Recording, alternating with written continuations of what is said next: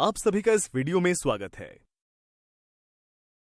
पिछली वीडियो में हमने वृत्त की परिधि और क्षेत्रफल के बारे में अध्ययन किया था।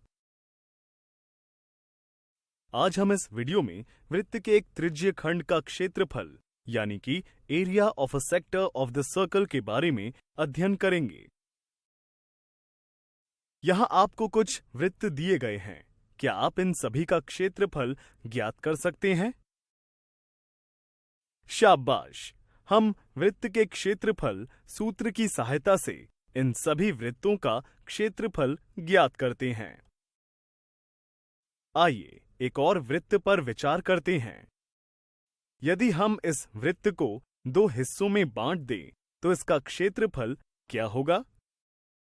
जी हां, यदि वृत्त को दो हिस्सों में बांट दे तो यह अर्ध वृत्त यानी सेमी सर्कल में बन जाता है, जिसका प्रत्येक क्षेत्रफल 1/2 पाई r की घात 2 से ज्ञात कर सकते हैं। आपको याद होगा कि वृत्त के केंद्र पर 360 डिग्री का कोण होता है। तो क्या अब आप बता सकते हो कि अर्धवृत्त के केंद्र पर कितने डिग्री का कोण होगा? बिल्कुल सही, 360 डिग्री का आधा यानी 180 डिग्री होता है। आइए अब चर्चा को आगे बढ़ाते हैं। इस वृत्त के छायांकित भाग से आप क्या समझते हैं? शाबाश! हमने पिछली कक्षा में पढ़ा था कि वृत्तीय क्षेत्र का वह भाग जो दो त्रिज्याओं और संगत चाप से घिरा हो, वह उस वृत्त का त्रिज्यीय खंड कहलाता है। इसलिए इस वृत्त में क्षेत्र OPMQ लघु त्रिज्यीय खंड है और शेष वृत्तीय क्षेत्र दीर्घ त्रिज्यीय खंड है, जहां PMQ लघु चाप व PLQ दीर्घ चाप है। तो क्या अब आप लघु त्रिज्यीय खंड OPMQ का क्षेत्रफल ज्ञात कर सकते हैं?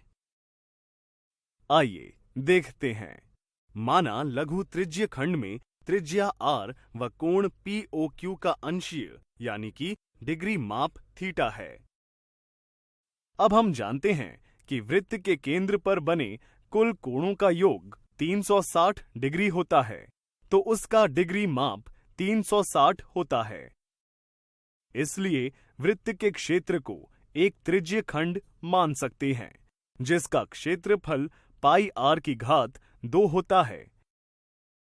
इसी प्रकार जब केंद्र पर बने कोण का डिग्री माप 1 हो, तब त्रिज्यीय खंड के क्षेत्रफल का मान पाई r की घात 2/360 प्राप्त होता है।